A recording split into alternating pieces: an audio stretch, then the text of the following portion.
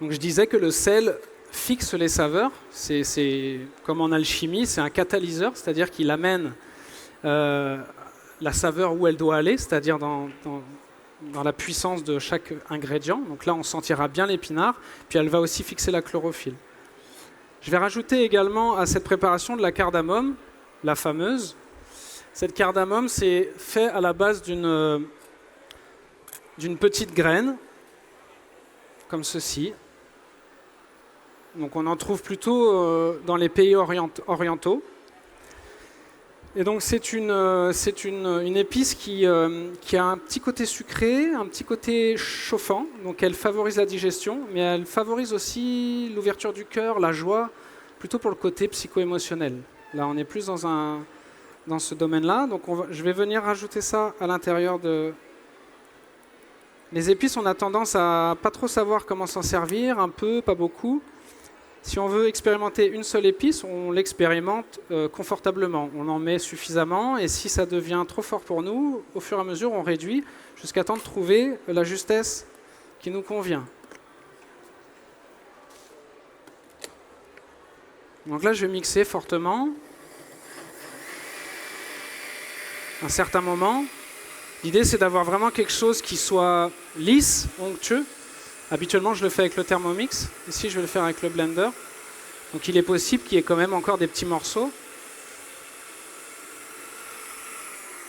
Et cette qualité-là, en fait, l'onctuosité, le côté lisse, il va être réconfortant pour les gens vents. Parce que les gens vents sont assez sujets à la sécheresse sur leur corps. Et donc, la rugosité, c'est pas quelque chose qui leur plaît. Peut-être. C'est une question. Après, je vous laisse tous avec votre conscience à vous. De savoir pourquoi je mets plus d'huile sur ma peau l'hiver que l'été. Donc si on a un coulis qui est onctueux, réconfortant, on a tout de suite rassasié l'esprit et le corps.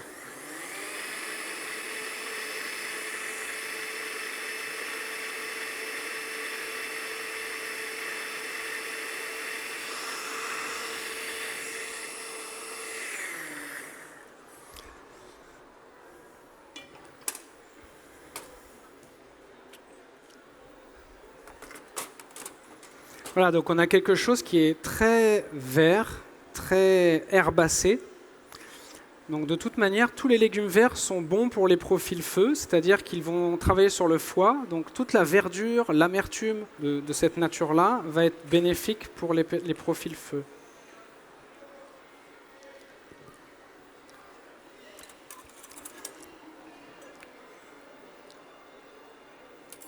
Donc je vais débarrasser dans une casserole et je le ferai chauffer tout à l'heure pour dresser parce que vous aurez l'occasion de goûter cette préparation puisque j'ai prévu de faire un testing découverte pour celles et ceux qui souhaitent remanger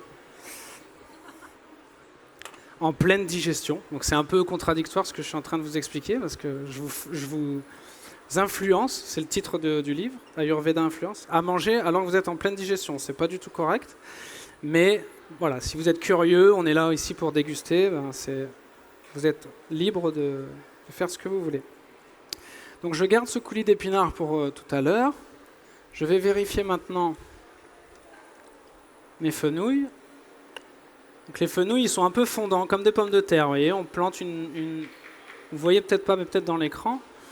Vous plantez une pointe de couteau et si elle redescend tout de suite, c'est que le fenouil est cuit, comme les pommes de terre. Donc je vais les débarrasser. Je vais les débarrasser avec mon écumoire pour bien les égoutter parce qu'après je vais les passer à la poêle avec une matière grasse. Donc l'eau et le gras, c'est pas très compatible.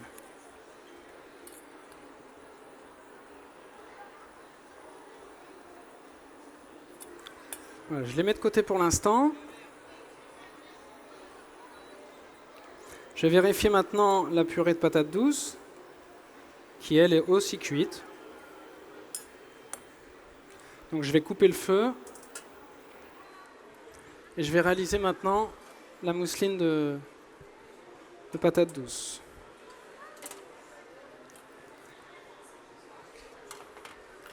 Donc j'utilise un Thermomix, mais vous pouvez utiliser un robot coupe ou quelque chose qui avec quoi vous avez l'habitude de travailler. Ce qui compte, c'est aussi d'avoir cette texture onctueuse. Et le Thermomix, pour ça, est assez chouette, puisqu'il vient vraiment lisser et enlever les morceaux qui pourraient être déplaisants.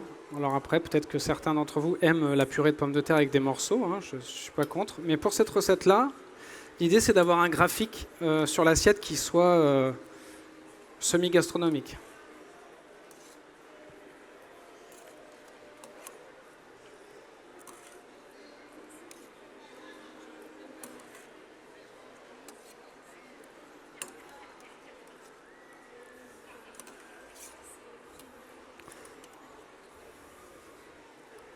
Il va y avoir un petit peu d'eau qui sera dans le mélange, mais ça va aller.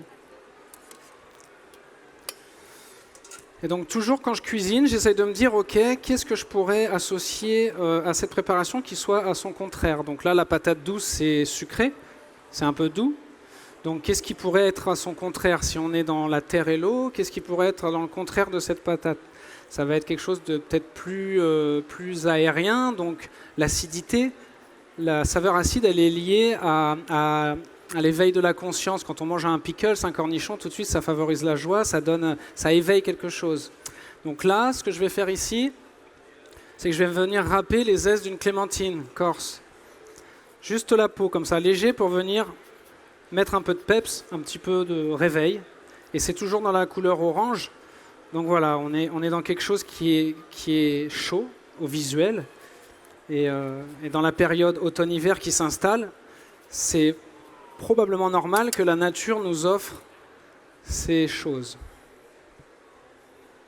Il faudrait lui demander directement. Je rajoute un peu de sel toujours.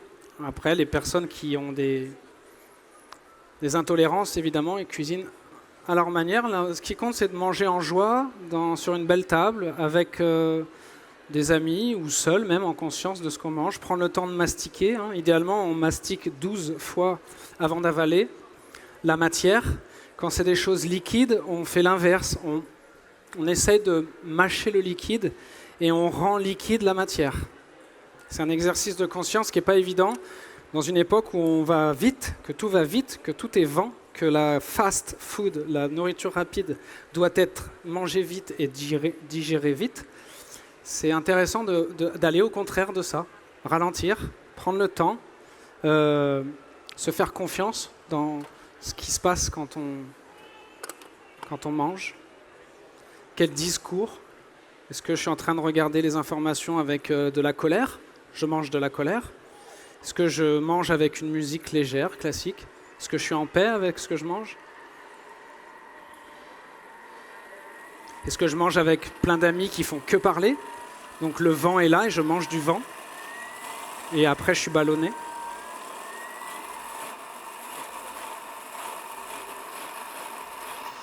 Donc là, je mixe bien, pareil.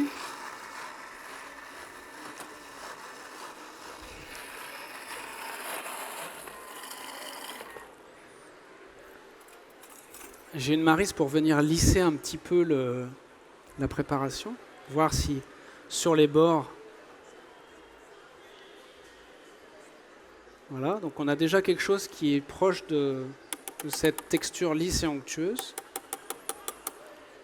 Ma cuisine, c'est un peu comme une poésie, c'est-à-dire que les mots que j'utilise ont un impact aussi sur ma conscience.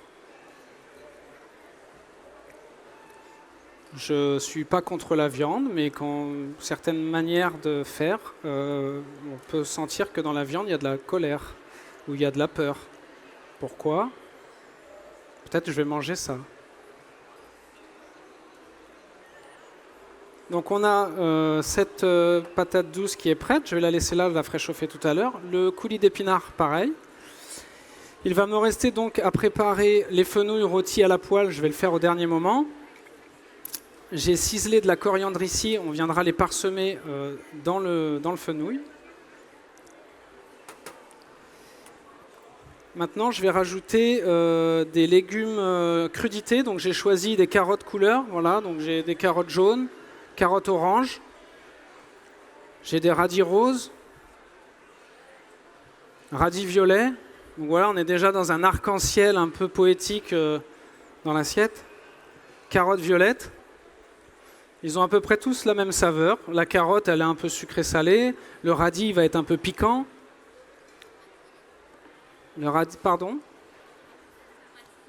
Radis noir, celui-là est plus petit. Voilà.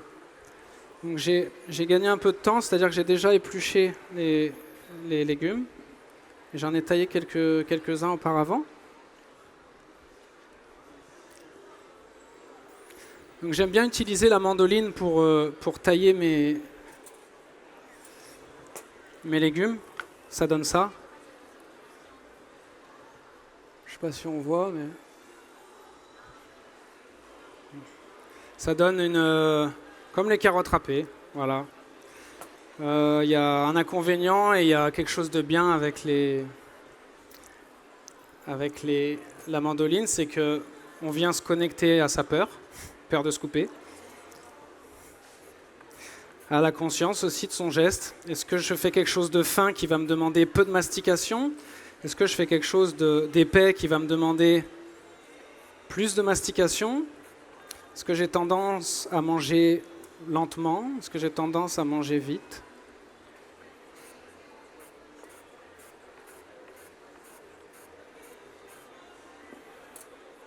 Voilà, et donc en fait, en taillant ces petits légumes de couleurs multiples, je vais aussi égayer mon assiette. Et donc là, la saveur amère, qu'on trouve dans les crudités, ça amène beaucoup de vitalité tout de suite. Il y a beaucoup de personnes en tendance alimentaire aujourd'hui qui parlent de crudivorisme, manger du cru, que du cru, parce que ça booste l'énergie. Sauf que le crudivorisme, bon, ça finit en isme, donc ça peut être un peu dogmatique. Mais manger du cru tout le temps, ça va à un moment donné assécher les tissus. Donc il y a forte chance qu'à long terme, on soit avec des problèmes d'articulation, des problèmes d'assèchement des tissus. Au long terme, ça peut faire de l'ostéosporose, des choses comme ça. Voilà. Donc, pour l'assaisonnement des crudités, je vais rajouter dedans un mélange de graines de sésame qui a des vertus nourrissantes et chaudes. Et j'ai mélangé ça avec des algues. Donc c'est un gomasio, ça s'appelle. Le gomasio, ça remplace un peu le sel. C'est-à-dire qu'on va ajouter 10% de sel, 90% de graines de sésame. Donc c'est un peu notre fleur de sel. Donc j'en mets un petit peu dedans, ça va amener de la gourmandise, un peu de croquant. Ça va aller super bien avec. À ça, je vais rajouter, donc évidemment, pour être cohérent, de l'huile de sésame. L'huile de sésame qui a des vertus réchauffantes. Donc là, on a des crudités qui sont liées au vent, qui sont froides, avec une huile chaude. Donc déjà, on équilibre juste cette préparation. Donc je rajoute de l'huile de sésame, voilà. L'huile de sésame, c'est ce qu'on appelle en Ayurveda, en sanskrit, annapuna, ça veut dire véhicule. C'est-à-dire que c'est un véhicule, la matière grasse, qui va aller jusque dans les tissus profonds, les intestins, les os, pour venir donner en fait cette cohésion, cette lubrification, à la fois aux os, mais aussi au mental, au cerveau, qui est lié à la moelle et qui est un des tissus les plus profonds après les os. Pourquoi je dis véhicule? C'est parce qu'en Inde, ils utilisent le ghee, qui est ici, c'est un beurre clarifié, qui est exempt de lactose et de caséine. C'est-à-dire qu'il est beaucoup plus digeste et il ne brûle pas dans la poêle. Il peut subir des hautes températures et il sert de véhicule donc, pour venir mettre les épices là où elles doivent aller dans l'organisme pour traiter une potentielle pathologie. Alors je me présente pas comme nutritionniste ou médecin. Simplement, ce sont des connaissances qui ont un sens. Et c'est important pour moi de les révéler et de les honorer pour respecter ces traditions qui datent de plus de 5000 ans. Donc on a notre purée de patates douces, on a notre coulis d'épinards, on a nos crudités. Il va nous manquer maintenant les fenouils rôtis. J'ai fait un petit peu de gingembre râpé ici. Je vais rajouter également du gingembre dans la purée de patates douces. Je vous l'avais dit, mais je ne l'ai pas fait. Donc la technique pour le gingembre, soit vous prenez un économe, vous allez avoir peut-être un peu plus de pertes sur la peau, ou alors vous pouvez prendre le dos d'une cuillère, enfin en tout cas et comme ceci, vous allez venir juste gratter le gingembre. Donc le gingembre, lui, il a des vertus chauffantes, piquantes, régénérantes du système reproducteur et des tissus profonds. On a une digestion lente, des ballonnements, de la lenteur dans tout ce qu'on peut sentir en nous. Le gingembre va venir réveiller ça. Voilà. Pareil, ça va mettre un peu de peps, ça va venir égayer un peu la langue, le goût, dans un premier temps, puisque c'est la bouche, c'est le goût qui commence le processus de digestion. Le regard aussi, peut-être même l'écoute, quand je vous ai exprimé la recette qu'on allait faire. Voilà. Les petites écorces de gingembre, vous pouvez les utiliser dans une tisane à la fin du repas. Voilà, pourquoi pas. Puisque tous les ingrédients sont bio ou en tout cas de culture raisonnée, on sait qu'ils sont potentiellement exempts de pesticides. Voilà pour ça. J'ai fait en amont, parce que c'est le marché de Noël, des étoiles en forme de la courge en forme d'étoile. Donc là, j'ai simplement épluché une courge. J'ai pris une courge butternut. J'ai pris la partie la plus dense qui n'est pas avec des graines. Et j'ai taillé des fines tranches comme ça dans le sens de l'équateur. Et après, avec un emporte-pièce en forme d'étoile, 3 étoiles, comme les grands restaurants, je suis venu emporte-piécer mes courges butternut. Donc là, c'est pour mettre un côté festif dans la préparation. Alors, je fais un petit point dans ma tête. Je vais rajouter à cette recette, à la fin, pour dresser, un chutney de betterave. Donc pour le côté encore pareil, violet, vif. C'est un mélange d'oignons rouges, betterave, poire, que j'ai cuit avec du vinaigre et du sucre. Et j'ai rajouté de la coriandre et un peu de gingembre dedans. Donc ça va être comme un ketchup, un condiment qu'on va mettre pour venir ramener le côté un peu aigre, un peu acide à l'ensemble. C'est un chutney que j'ai à disposition sur mon stand qui est à gauche. J'en vends dans des petits pots que j'ai stérilisés, avec lesquels vous pouvez repartir, si vous le souhaitez, à la vente. Cette recette que je suis en train de faire, elle est également disponible dans mon livre, mais j'ai utilisé une endive pour la faire, puisque la saison où je l'ai faite en automne, il y avait de l'endive, donc c'est à peu près pareil. J'ai remplacé l'endive par le fenouil, mais c'est exactement la même chose. Donc voilà, donc cette cuisine-là, quand je fais des stages et que les gens viennent, ils repartent avec des acquis pratiques, des techniques, des manières de combiner, et puis une approche théorique un peu plus poussée, un peu plus profonde, pour venir comprendre sa constitution. Voilà, peut-être que certains vont être plus stéréo, comme je disais tout à l'heure, et ont besoin d'une nourriture plus adaptée que d'autres. Et ensemble, on passe un moment et on repart avec des choses pour être autonome. C'est surtout ça, être autonome et pas dépendre de l'extérieur. On est suffisamment dépendant de l'extérieur pour être anxieux. Alors voilà, si on peut rajouter quelques outils en supplémentaire pour se libérer, c'est bienvenu. Donc je vais marquer maintenant à la poêle mes petits fenouils.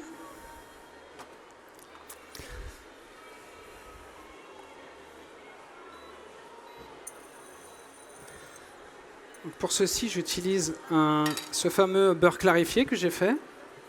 Donc c'est un beurre cru, baratte, qui est doux, qui n'est pas salé. Donc il a été sorti de la vache pas très longtemps après. C'est pas industriel, donc il a encore beaucoup de force, on va dire, d'énergie.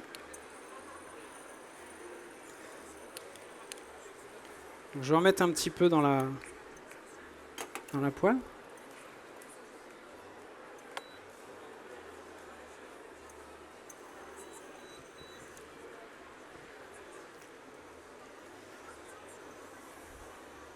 Et puis je vais... Alors il doit me rester peut-être un saladier. Je vais le faire là-dedans. Donc la posture, le temps, le feu, c'est ce que disait Thierry Marx, un grand chef, c'est des clés essentielles pour bien cuisiner, c'est-à-dire que ça demande d'être vraiment bien là dans ce qu'on fait. Si on commence à faire un truc sur la poêle, voilà, ça va brûler. Même là, peut-être qu'avec l'appréhension du public, je pourrais brûler les fenouilles. En tout cas, voilà, posture, geste, donc conscience de ce qu'on fait.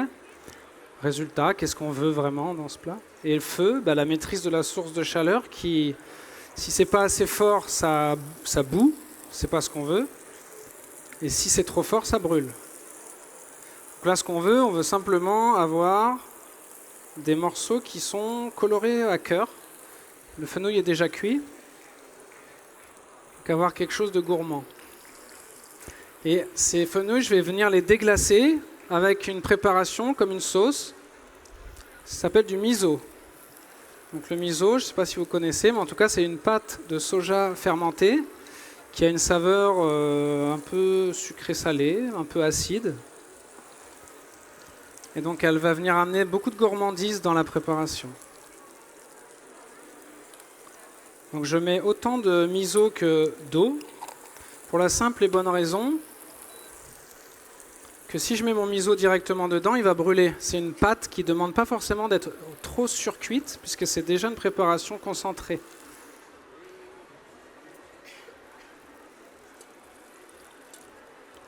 Donc je vais rajouter à l'intérieur donc un peu d'eau.